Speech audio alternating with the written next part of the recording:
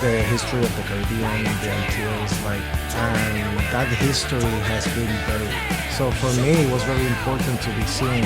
Puck life, 100%. And with the character of Bane, the formation of this, villain, I think in his own right, he's also a hero. What? So whatever happens at the end might have gotten distorted because of what was done to him, brush under the rug history of interventionism in Latin America and the Caribbean. What the fuck? It was U.S. interventionism that drove these places to the misery that they're in. That's 100% a lie.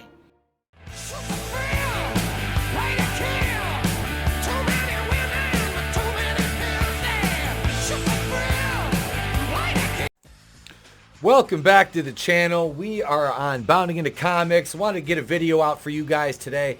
I couldn't really find much fun to talk about, so I was reading through this when it talked about Bane and how the creator, Graham Nolan, reacted to Blue Beetle director claiming the character represents American interventionism in Latin America. Now, you saw the opening to the video. Those were Manuel Soto's comments in an interview with Den of Geek. We're going to get into a little bit of this article. We're not going to read through the whole thing because there's a lot of just word salad at the end of it that we don't really care about.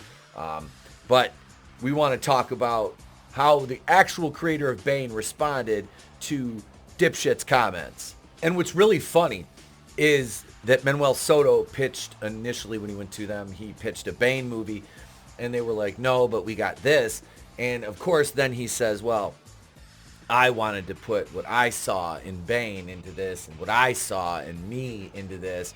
And this is the self-insert that people have to do when they want to play victim, or they want to shade the character that's pre-established with their own bullshit. That's why this movie's not going to be any good. These people are so insecure, they just can't stick to the source material. They have to put this garbage nonsense into these characters, and Graham Nolan, the creator, just completely shuts that down, and we'll talk about it. So we're talking about Bane here, and Manuel Soto claiming that the DC villain represents American interventionism in Latin America. We saw the clip already. Here's it in quotes. He says, as far as Bane goes, the comics that are about Bane's story, it felt like he's very misunderstood, much like Carpax in the movie, which I'm taking it Carpax is the villain in Blue Beetle.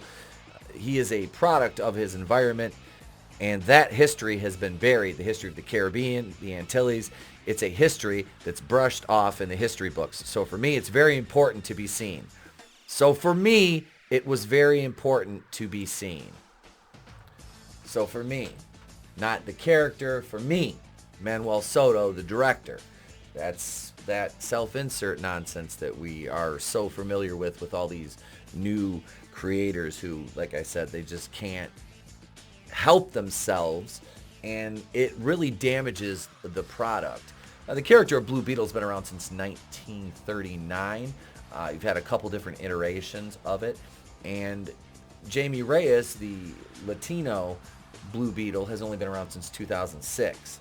So stands to reason that this is why we had to adapt this version, was because this is the most recent one, and it's the most diverse one, which fits those DEI initiatives. And it's funny because all of those positions are being laid off now. People are being let go from them, which stands to reason because DEI positions in Hollywood studios basically is the equivalency of taking money and throwing it in a fire pit, burning it, and continually doing that until you have no money left. Because these people do not know anything about creativity. All they know is my victim status, and we got to have this, we got to have that, we got to have this, until it's not diverse. It's just dominated by one side, which doesn't make any sense. But you know what? That's modern diversity. It's not diversity, it's dominance. So for me, it was very important to be seen, said Soto. And with the character of Bane, the formation of this villain, I think in his own right, he's also a hero in his story. No, he's not. He's a villain. So whatever happens at the end that might have gotten distorted because of what was done to him, I think that what he represents is a lot of the unknown or forgotten or brushed under the rug history of interventionism in Latin America and the Caribbean. This is awesome. This is the stupidest thing we've read since we read something yesterday out of one of these morons. Later, Soto went on to reveal he took his view of Bane's backstory and applied it to Carpax. He then explained why he believes having this part of a villain backstory is so important, because we need it. When we're introduced to the world in movies, right, where we are seen as villains, it's just given that we are born that way. Who is this we? Like, I don't understand. I don't understand this we. Because you're,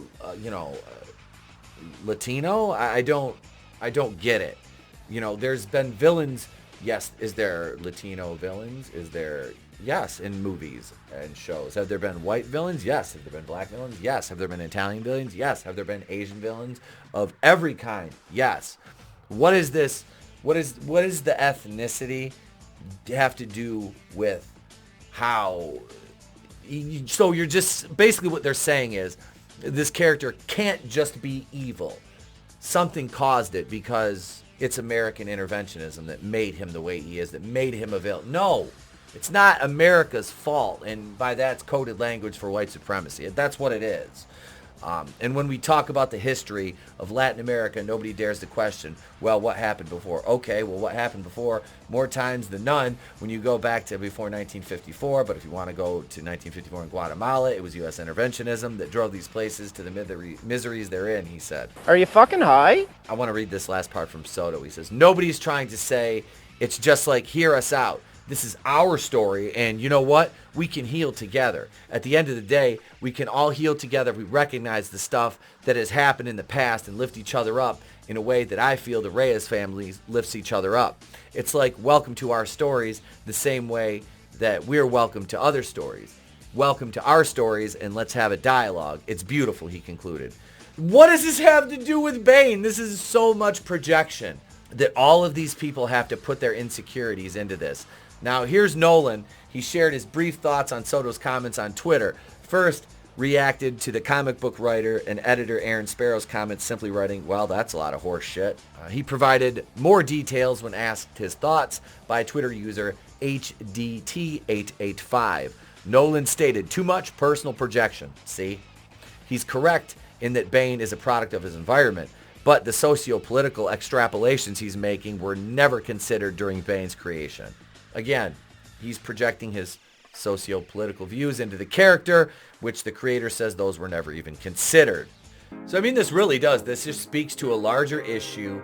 The caretakers of these franchises, these directors, that it's their job to take the written adaptation and put it on the screen, and this is what we get sometimes. But the thing is, this guy's not even doing a Bane movie.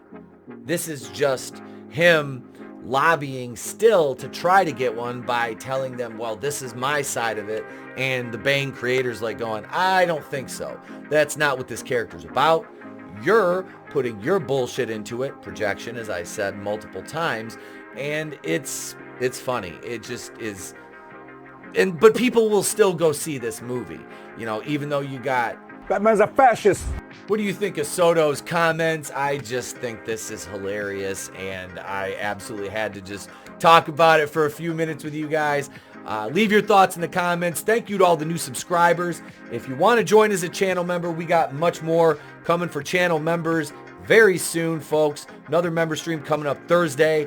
We got Holy Shit News Wednesday night. Remember, we're taking Saturday night off, but I'll get you videos to keep you satiated for your place to be reviews fix. And there is a huge back catalog of reviews and videos that you may not have seen if you're new here. But that's it, guys. I'm out. I'm Etep from the Place to Be Reviews. I've been here with all you. If I don't see you, have a great day, pleasant tomorrow, and I'll catch you on the next one.